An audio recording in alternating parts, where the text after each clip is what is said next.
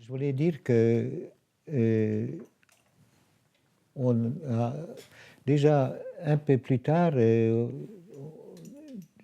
que nous avons eu beaucoup de discussions sur ces affaires-là avec des ethnologues ou des psys, et on a pu objecter à cette vision, que son côté un peu idéaliste, que ça, en Afrique, ça marche, puis le groupe s'en occupe, etc. Et ce n'était que seulement, déjà en 65, j'ai pensé à aller vérifier ailleurs ce même genre de choses. Et là, du coup, à l'époque, j'étais également, parallèlement, dans une formation de recherche africaniste qui était dirigée par Rouch et Germaine Dieterlen, spécialiste des Dogons, qui est décédé aujourd'hui. Et nous sommes allés en Côte d'Ivoire, Rouch, Marc Auger, qui travaillait à l'époque encore en Côte d'Ivoire, pour aller étudier la pratique d'un prophète guérisseur qui s'appelait Albert Acho, qui est mort aujourd'hui, et sur qui nous avons publié à l'époque un volume collectif qui s'intitule Prophétisme et thérapeutique. Et alors, Acho. Acho, c'est un prophète guérisseur installé à 36 km d'Abidjan, pas très loin d'ailleurs d'un hôpital psychiatrique style fermé colonial, parce que Colomb n'est pas passé encore par là. Et qu'est-ce qu'il faisait Acho? Comme les autres, il y a eu beaucoup d'écrits sur les prophètes guérisseurs de Côte d'Ivoire par Dozon, par d'autres gens. Il faisait la chose suivante. Dans son petit village qui s'appelait Bregbo, il passait à la queue leu, à la chaîne, des gens à la confession qu'il appelait la confession diabolique. Cela consistait à fait que devant le prophète, qui était assis généralement dans une chaise longue, les gens défilaient les uns après les autres, et ils devaient premièrement avouer, dire la liste des gens qu'ils ont mangés, carrément. Ils devaient dire « je suis diable » en français. « Je suis diable, en diable, j'ai mangé telle personne ». Quelquefois, il y en avait une quarantaine. Et tout cela était sous l'influence de Rouch, d'ailleurs, tapé à la machine pendant un temps par un secrétaire que Rouch a engagé aux frais du CNRS. Il y a d'immenses registres de tout ça. Donc, la liste des gens qu'il ou elle a mangé en diable. Deuxièmement, la liste des noms de ses associés, parce que là aussi, comme ailleurs en Afrique et en Europe d'ailleurs, la société nocturne de sorciers, c'est une représentation très répandue. Et il devait donc énumérer ses associés et tous les mots qu'ils ont faits. Et puis ensuite, troisième rubrique, c'est dégâts et méfaits. C'était dit comme ça. Les dégâts et méfaits, c'était à la fois du style j'ai gâté les plantations de Kouassi, Kouakou, c'est-à-dire de son voisin ou de son oncle. j'ai avorté la grossesse de ma cousine, je cite les expressions qui étaient dans les confessions, où c'était des traductions bien sûr, et où alors j'ai fermé la tête de mon neveu à l'école. Il ne marche pas à l'école, l'origine, c'est moi. C'était l'aveu, c'était la confession. Et alors, je note en passant que certains malades, que je me souviens d'une certaine Joséphine, par exemple, qui avait des troubles cardiaques chroniques. Alors ça, c'est le problème. Parce que si tu as des troubles cardiaques chroniques et que c'est lié au fait que tu n'as pas avoué tous tes méfaits, dégâts et méfaits en diable, en sorcellerie, eh bien, la confession devient interminable. Eh bien, il y avait non. Il y avait plusieurs personnes qui étaient dans ce cas, à ce côté nuisible de ce type de procédure. Alors maintenant, que dire de cette forme de thérapie? À première vue, elle renverse le schéma persécutif traditionnel, ça c'est clair. Acho invite son malade à rechercher la cause de son mal, non pas dans l'autre, le sorcier qui le persécute, mais en lui-même, le diable qui se cache ou qui s'ignore. Ça, c'est assez clair. Là, le malade n'était plus victime, mais auteur de son mal. Et cela, quelle que soit sa maladie. On ne distinguait pas entre troubles cardiaques ou troubles mentaux. Alors, pour Marc Auger, qui a également publié dans ce même livre, qui a travaillé aussi sur Acho, j'ai eu une très bonne discussion écrite à ce sujet. Et pour Auger, il s'agissait, comme il disait, une vaste entreprise de culpabilisation et d'individualisation qui était promue par le capitalisme ivoirien. Il voyait ça.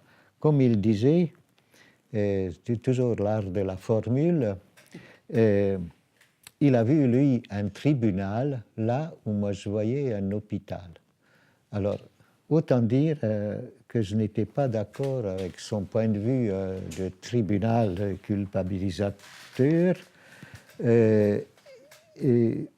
D'abord, je voyais mal pourquoi les gens seraient venus à Bregbo, chez Acho, se faire culpabiliser alors que le capitalisme ivoirien en question s'en chargeait déjà. Je veux dire, l'individualisme était déjà très en marche en Basse-Côte d'Ivoire, qui était à l'époque une région extrême qui se développait. Ce n'était pas à l'époque de la guerre civile, c'était une région qui se développait, mais où l'individualisation était vraiment en marche. Et puis par ailleurs, j'ai mené des entretiens parallèles chez Acho et dans un hôpital voisin.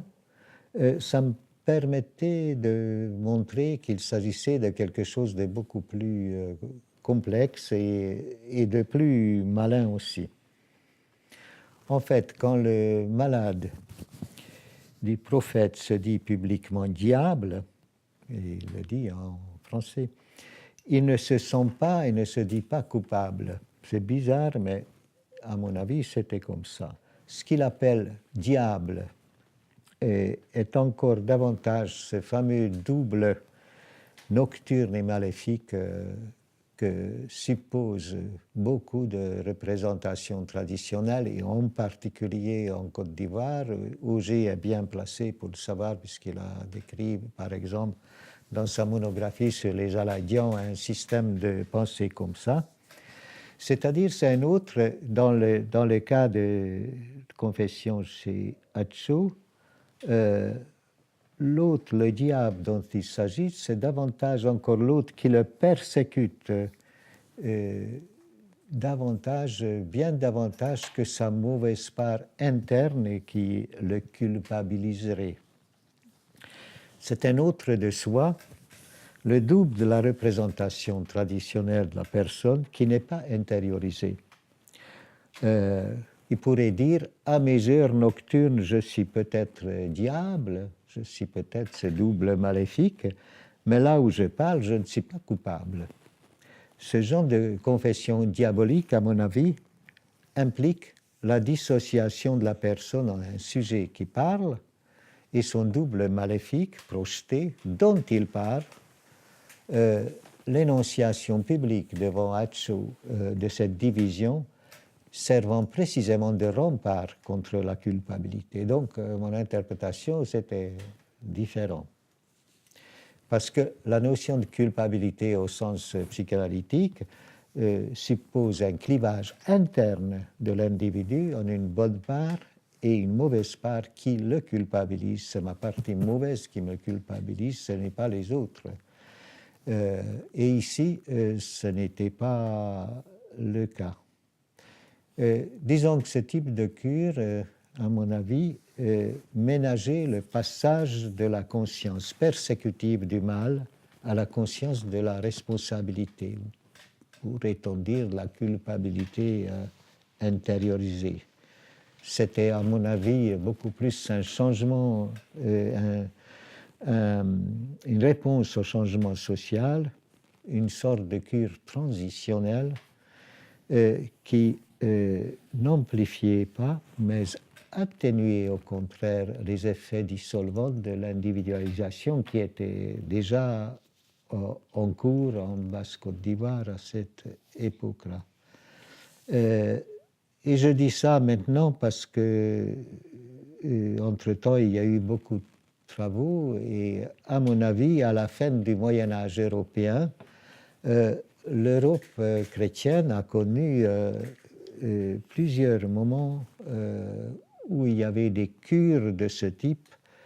Je pense en particulier aux travaux de Michel de Certeau sur la possession à Loudun et tous ceux qui ont étudié après dans un moment assez charnière de l'évolution des mentalités en Europe où on passait de l'idée de la possession venue de l'extérieur vers une idéologie de l'auto-reproche, où on disait à l'époque des scrupules qui étaient établis par les confesseurs des ex-possédés. Michel de Certeau parle de ça. Et récemment, c'est Castel qui s'en est beaucoup occupé. Donc, il y a eu des cures transitionnelles similaires dans l'histoire de l'Occident aussi.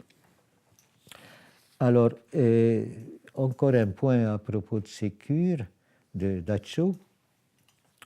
On peut en ajouter que, d'un côté, elles semblent substituer à l'ancien système persécutif, à l'idéologie de la faute diabolique.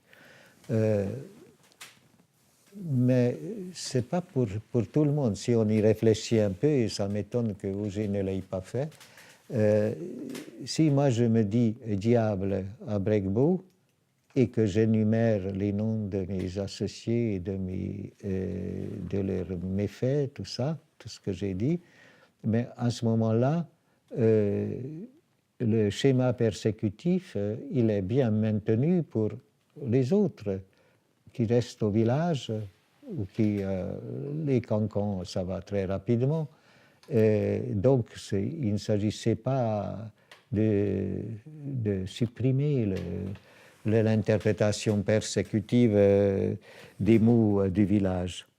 Et du côté confessant et côté entourage, il y a des effets de santé et de maladie, de réconfort et de souffrance des deux côtés.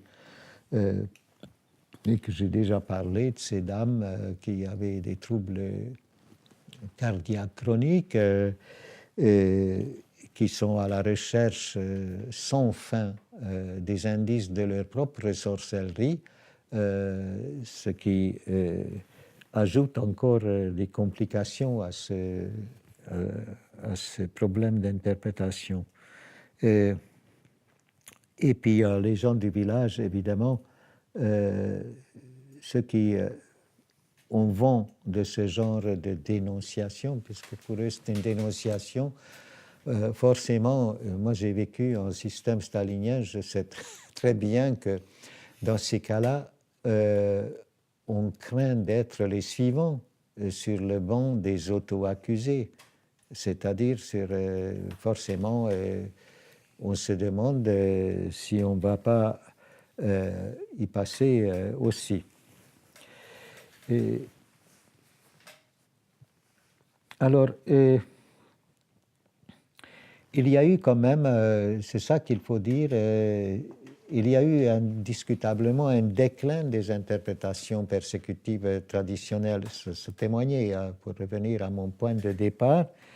Et l'effet de ce déclin, l'effet le plus délétère, je dirais, c'est l'apparition de ce que j'appellerais, de ce que j'ai appelé la persécution désocialisée. Alors, j'appelle persécution désocialisée quand l'interprétation des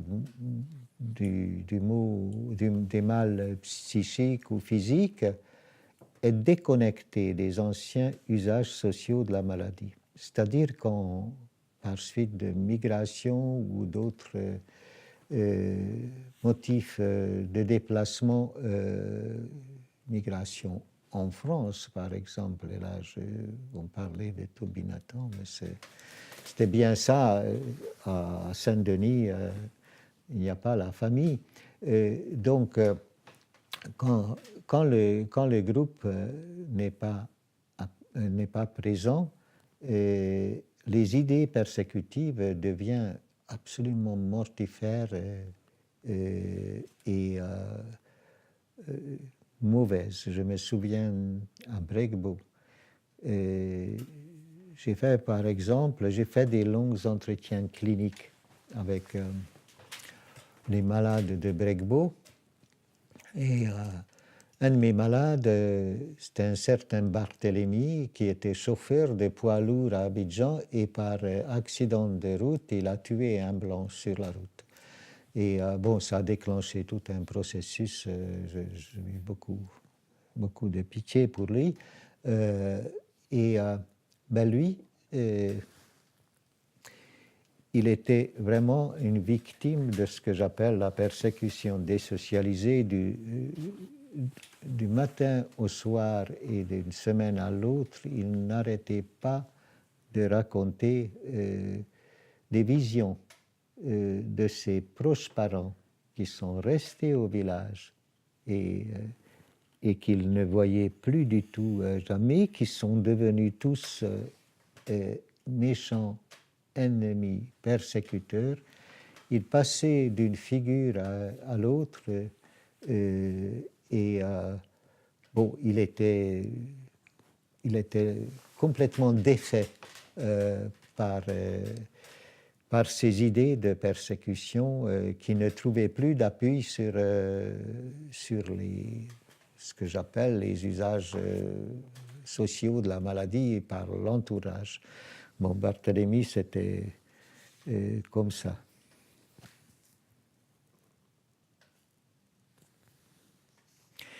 Autrement dit, ça s'est violemment retourné contre l'individu. Et alors, je saute dans le temps. C'était la faillite de ces vieux systèmes. Elle a été, je ne dis pas du tout que ça n'existe plus du tout, ce système-là, attention. Je dis simplement que le monde change comme partout ailleurs et qu'en Afrique, le monde a changé, en particulier au moment de la grosse pandémie de sida, où on n'avait pas encore les rétroviraux, c'est-à-dire les médicaments qui maintenant permettent quand même d'arranger pas mal les choses. Et en Afrique, en Côte d'Ivoire en particulier, le sida, c'est pas que celui qui s'avérait être séropositif et malade ne faisait pas des interprétations persécutives de ce qui lui arrivait, bien sûr en pagaille, en particulier attaque de sorcellerie. Seulement, les Sidéens, à cause de la crainte de la contamination, à cause de toute une série d'autres choses, ils étaient extraordinairement isolés, solitaires et souvent contraints à partir de chez eux. Et ce processus délicat qui consistait et qui consistait avant et qui consiste toujours à connecter les différents troubles de l'entourage à celui du malade, eh bien, c'était cassé. C'était cassé, avec le sida, ça ne marchait plus du tout. À cette époque-là, c'était beaucoup plus tard, j'ai fait une enquête spéciale là-dessus, dans le nord de la Côte d'Ivoire, là, quand j'étais chez les Sénoufos. Et bon, c'est devenu assez tragique. C'était un peu la faillite. Je peux juste raconter un cas. Là. On était à une petite ville qui s'appelle Sinématiali, chez un ami. Et un jour, on voit débarquer une femme avec un enfant et qui venait du sud du pays, qui était là une sœur classificatoire de la femme de mon hôte. Et petit à petit, par des bruits, on a su qu'elle était séropositive. Et la réaction de la femme de la maison, la femme de mon ami, c'était évidemment, c'est l'Afrique, on leur donnait immédiatement à manger, tout ça, on les accueillait, bien sûr. Mais quand l'enfant et puis la femme, quand ils ont fini de manger, la femme de la maison a pris l'assiette, puis commencé à récurer avec l'eau de Javel. Il y avait des idées vraiment de contamination très fortes. Et puis, 2 jours plus tard, je reviens à la maison, la femme et l'enfant sont disparus. Je dis, mais où elles sont? Parce que j'avais entre-temps parce que j'avais des médicaments, des antibiotiques, ça pouvait déjà, des Bactrim, ça pouvait les aider. Mais non, ils sont partis, m'a-t-on dit, avec un sac de riz, comme on faisait à l'époque. Ils ont été expédiés en brousse chez un guérisseur, juste un sac de riz pour s'entretenir pendant un temps et puis pour mourir. Et voilà, c'était des cas tragiques comme ça. Ce qui n'enlève rien à mon analyse sur la communication projective et sur les effets positifs de ce genre de cure, mais bon, ça permet de nuancer ces effets.